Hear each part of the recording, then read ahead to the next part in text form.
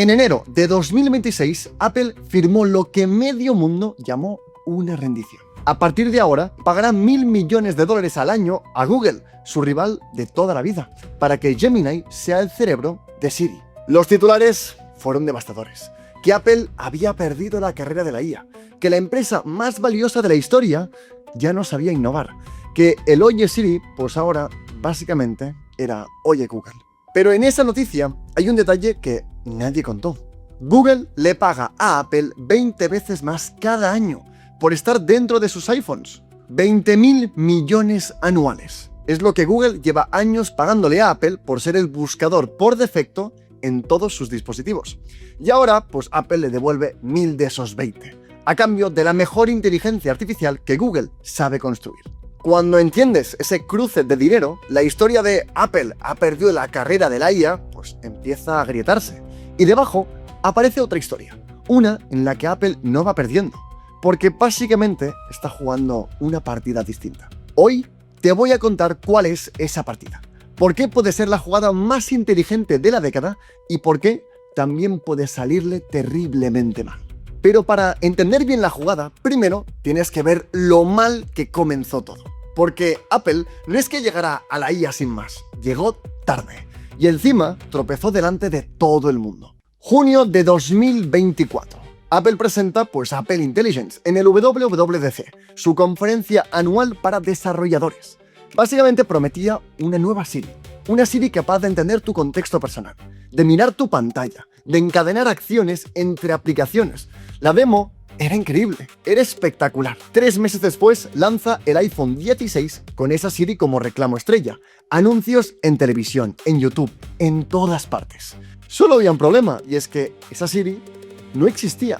En marzo de 2025, Apple reconoce que las funciones estrellas pues se retrasan indefinidamente y retira todos los anuncios de mercado. Pero claro, ya fue demasiado tarde.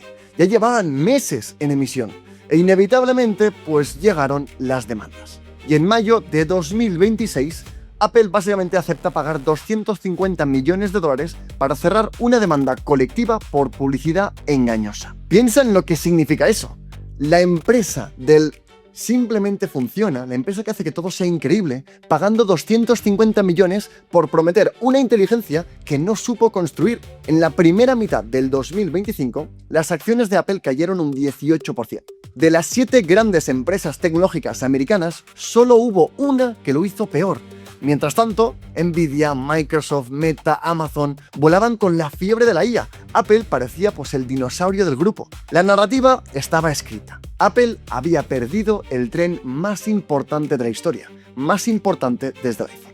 Y sin embargo, en la segunda mitad de 2025 pasó algo que no encajaba en esa narrativa.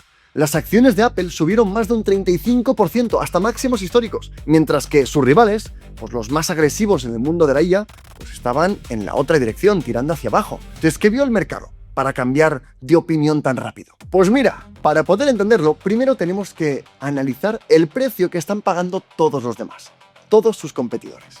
Si has visto mis últimos vídeos, ya sabes que la carrera de la inteligencia artificial, de la IA, se ha convertido en una guerra de infraestructura. La historia va de centros de datos, va de chips, de electricidad, de terreno, pero deja que te actualice las cifras porque se han vuelto absurdas. Este año, solo 4 empresas, que son Google, Amazon, Microsoft y Meta, planean invertir $725.000 millones en infraestructura, un 77% más que el año pasado, que ya fue récord histórico. Amazon sola quiere invertir $200.000 millones. Y ese dinero, pues, ya está dejando marca. Analistas de Barclays proyectan que el flujo de caja libre de Meta, es decir, el dinero que de verdad están recibiendo, que le queda después de pagar todas sus inversiones, caerá casi a un 90%. Y modelan que entre el 27 y el 2028 será directamente negativo, una de las empresas más rentables de la historia, quedándose sin caja libre simplemente por la factura de la IA. Y según esos mismos analistas, ese es el destino que le espera a todos los que compiten en esta carrera de la infraestructura. Esa es la entrada para sentarse en esta mesa. Cientos de miles de millones, año tras año, sin garantía de retorno.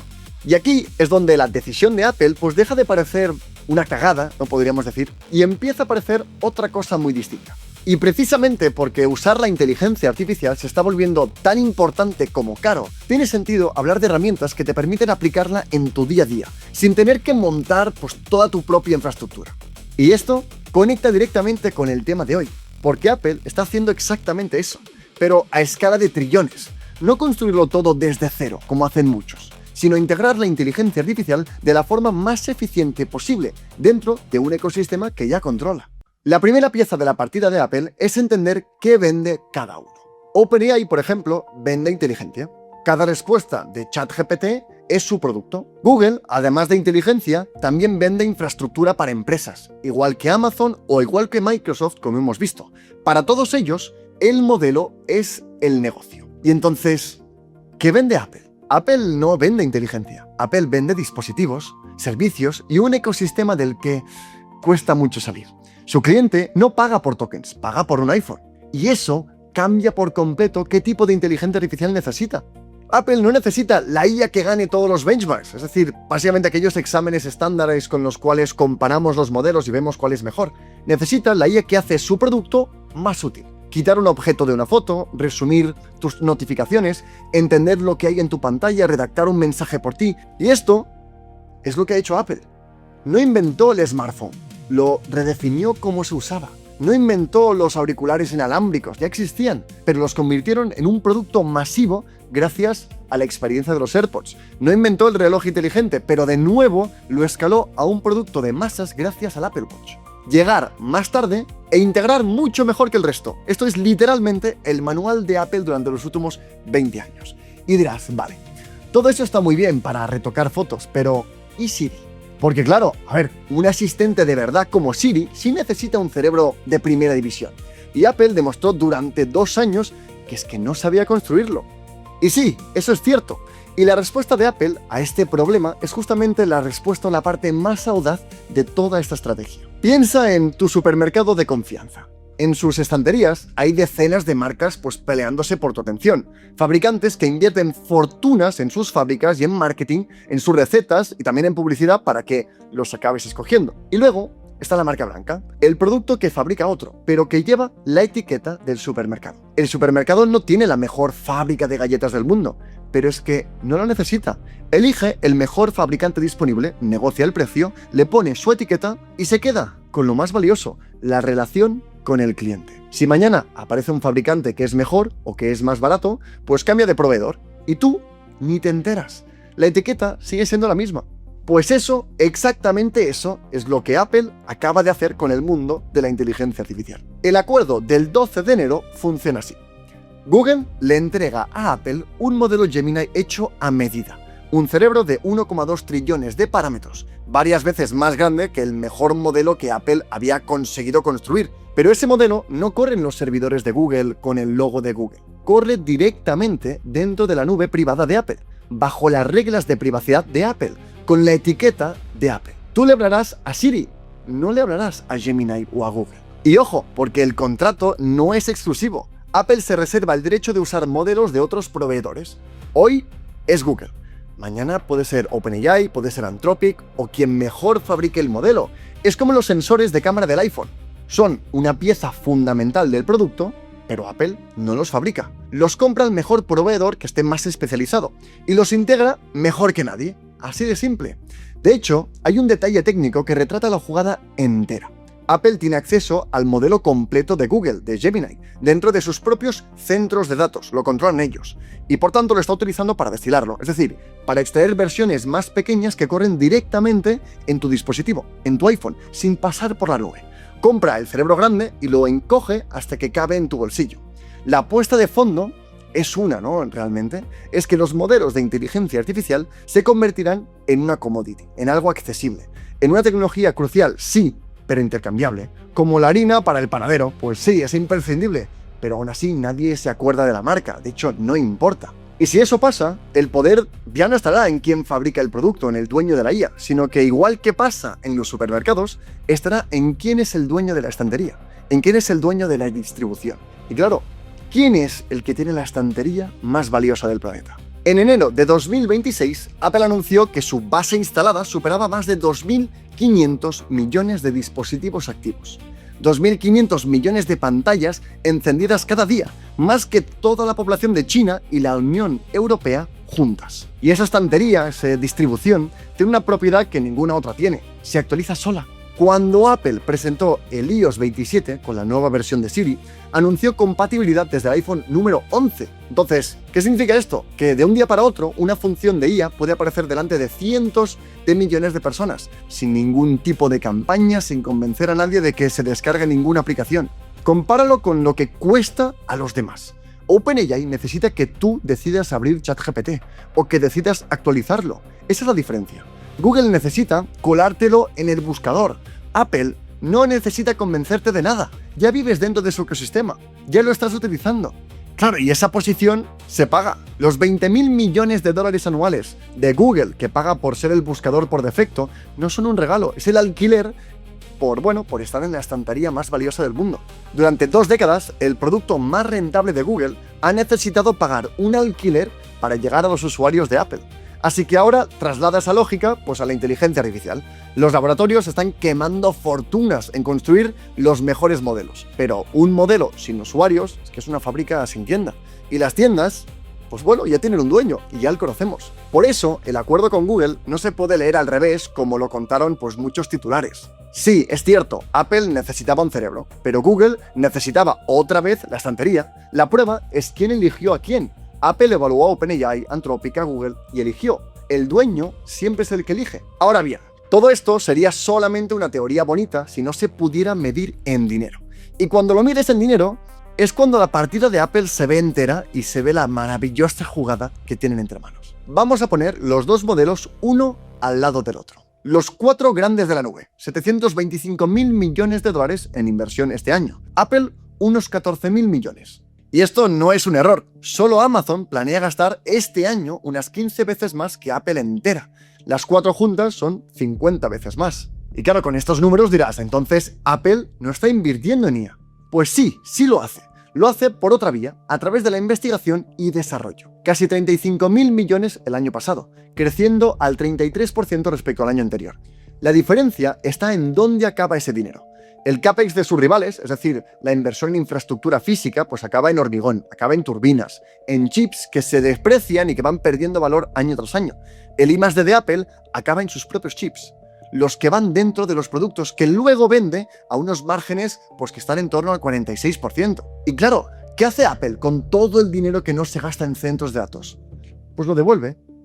Solo en el trimestre de Navidad, Apple generó 54.000 millones de dólares en caja operativa y devolvió 32.000 a sus accionistas. En abril, mientras sus rivales anunciaban más centros de datos, Apple anunció otro programa de recompra de acciones de más de 100.000 millones de dólares. Para entenderlo, las recompras consisten en que las empresas usan su dinero, su caja, para comprar acciones de sus propias acciones y retirarlas del mercado.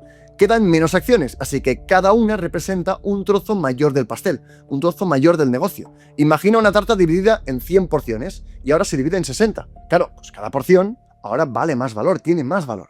En la era de Tim Cook, Apple ha retirado más del 40% de las acciones disponibles en el mercado.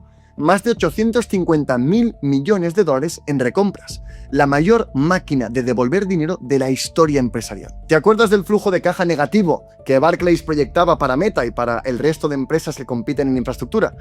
Esto es la otra cara. Ese es el otro lado del espejo. Mientras sus rivales hipotecan la caja en los próximos años, Apple la reparte. Apple incentiva a los inversores. Y cuando en la segunda mitad de 2025 los inversores empezaron a preguntarse si, esto de los cientos de miles de millones de dólares en centros de datos algún día tendrían un retorno, el dinero se movió hacia la única gran tecnológica que no había firmado esa factura.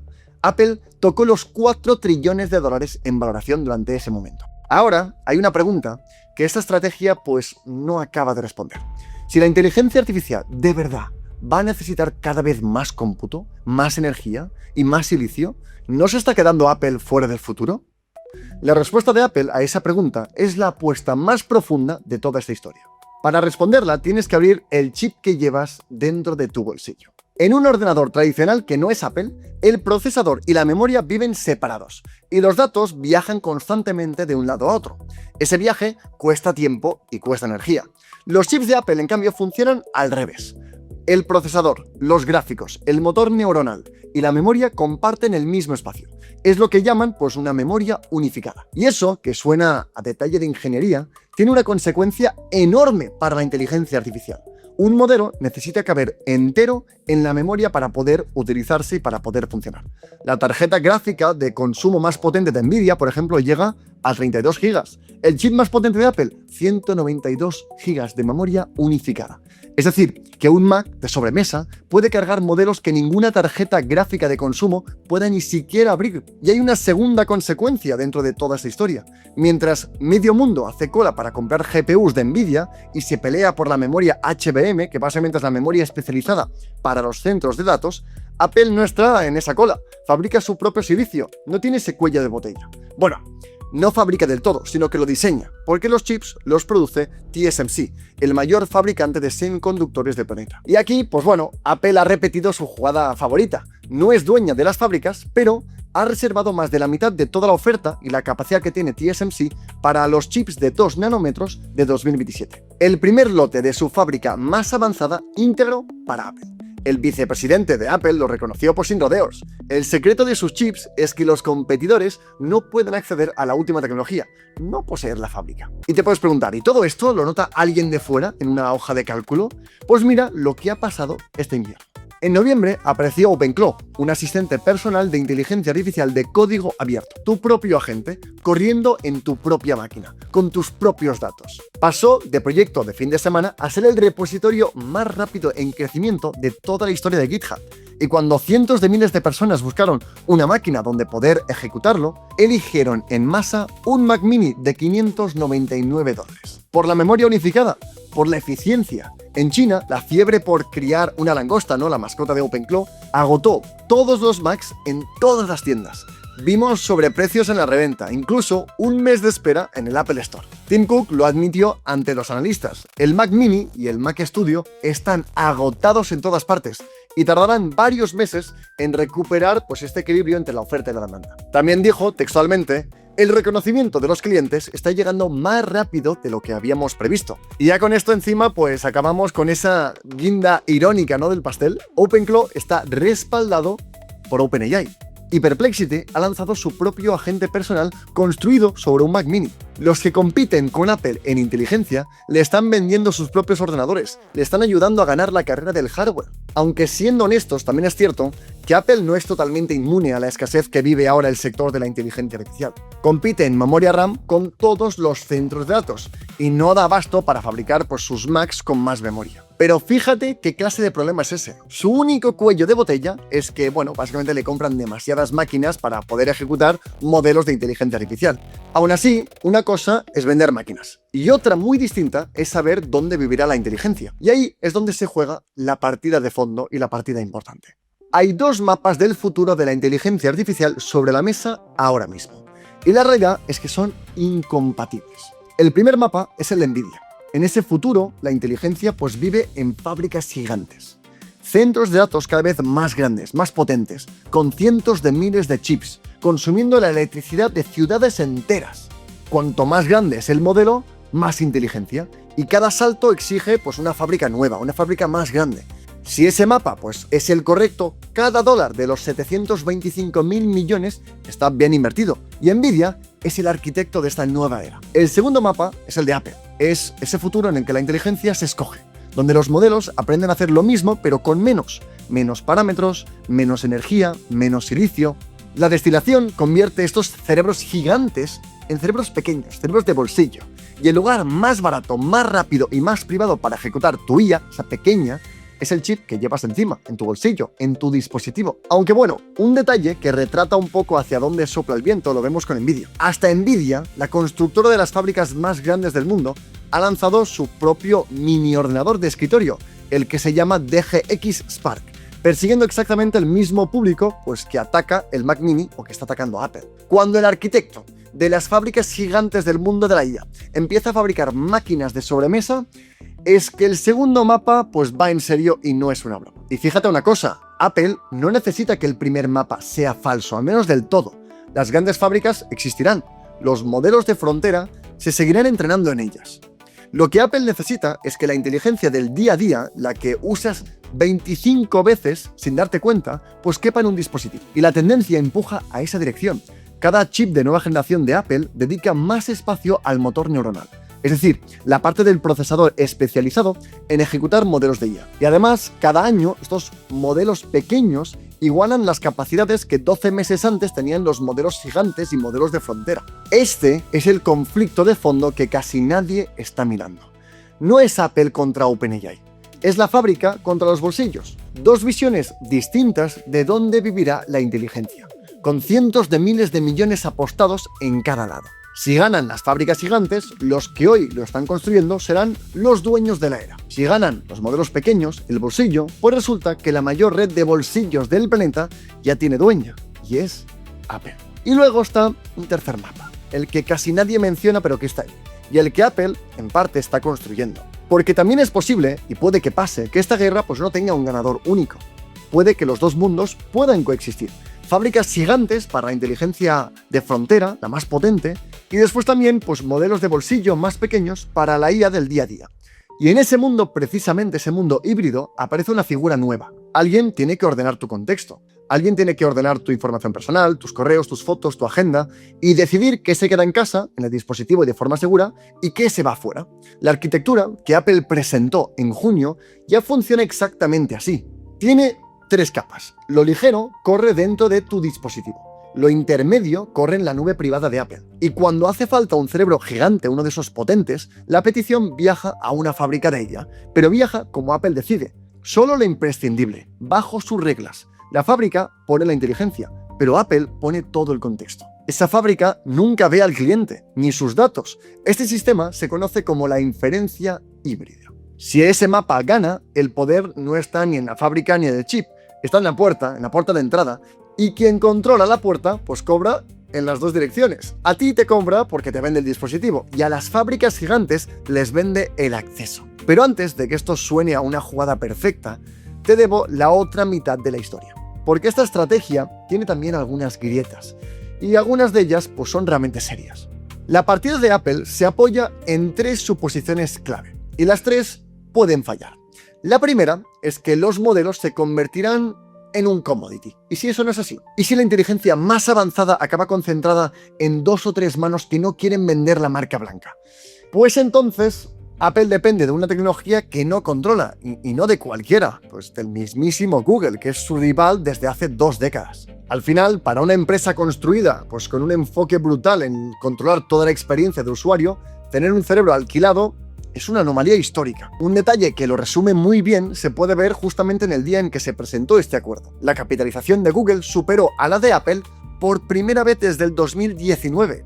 El mercado al final también se pregunta quién ganó ese trato. La segunda es que esta estantería, esta distribución tampoco es intocable. En diciembre de 2025, el juez del caso antimonopolio contra Google prohibió los acuerdos exclusivos por defecto de más de 1 año de duración. Es decir, que los 20.000 millones anuales ya no son un contrato blindado, son una renta renovable bajo la vigilancia de los reguladores. Si los tribunales deciden que esa estantería o esa distribución tiene demasiado poder, pues también pueden regular a Apple. Y ojo con China. La nueva Siri ni siquiera está disponible ahí, en el segundo mercado más importante de Apple, mientras la empresa pues intenta resolver esos requisitos regulatorios que tiene en China. Y una vuelta más, si Apple acaba convirtiéndose en esa puerta entre tu vida personal y las fábricas de inteligencia, los reguladores mirarán ese peaje con la misma lupa con la que miraron los pagos de Google por ser el buscador por defecto. El poder de ser la puerta de entrada también puede ser regulado y también puede ser un problema. Y la tercera suposición es que la eficiencia llegará a tiempo. ¿Y si el futuro más cercano es de agentes? Es decir, de sistemas de IA que razonan durante muchísimo tiempo y muchos minutos, que planifican y que ejecutan tareas complejas de principio a fin. Ese tipo de inteligencia, los agentes, a día de hoy, no caben en el bolsillo. Si la próxima década la definen los agentes pesados y no una IA ligera, pues el mapa de las fábricas gigantes acaba ganando. Y Apple pues llega tarde a un tren que esta vez no pasa 2 veces. A esto encima súmale 2 cosas. Primero, la acción de Apple cotiza a unas 33 veces sus futuros beneficios, cerca de máximos de los últimos 15 años. Parte de la jugada pues ya está en el precio, Si algo falla, si algo no va bien, pues claro, la caída podría ser enorme. Y 2. El 1 de septiembre, Tim Cook deja el cargo después de 15 años. Y John Ternus, que es el jefe de hardware, se convierte en el consejero delegado. Toda la estrategia que te he estado contando la diseñó una dirección que ya está haciendo las manetas. Ejecutarla le tocará a otro. Y eso nunca estaría fácil. Así que no, esto no es una jugada perfecta. Es una apuesta enorme, con lógica, pero también con grietas. Así que déjame cerrar con lo que yo creo que esta historia nos enseña de verdad. Nos enseña una vez más que estamos en la era exponencial. Y la inteligencia artificial es el catalizador que lo toca todo. Pero este vídeo confirma algo que ya vimos con OpenAI. Una revolución tecnológica y un buen negocio no siempre son la misma cosa. Se puede perder dinero fabricando la mejor inteligencia artificial del mundo, y se puede ganar una fortuna sin tener que fabricar ninguna IA. La realidad es que Apple ha hecho la apuesta más contraria del momento y probablemente de la historia. Mientras todos compiten con construir la inteligencia artificial, la infraestructura, ella compite por ser el lugar donde la inteligencia se va a utilizar, donde va a poder ser útil. Obviamente, puede salir mal si los modelos no se abaratan, si los reguladores pues tocan ese componente tan especial de la distribución, si el futuro pesa demasiado y no cabe dentro de un chip.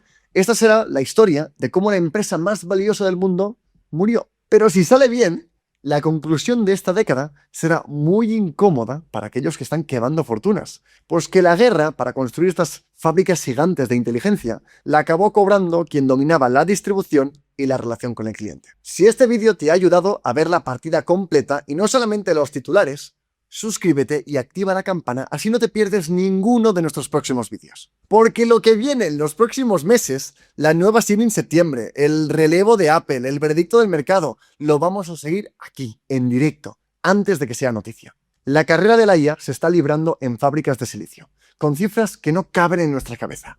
Pero puede que la partida no fuera nunca de quién construía la mejor inteligencia. Puede que siempre fuera de quien decide en qué bolsillo va a vivir y cómo la vamos a utilizar.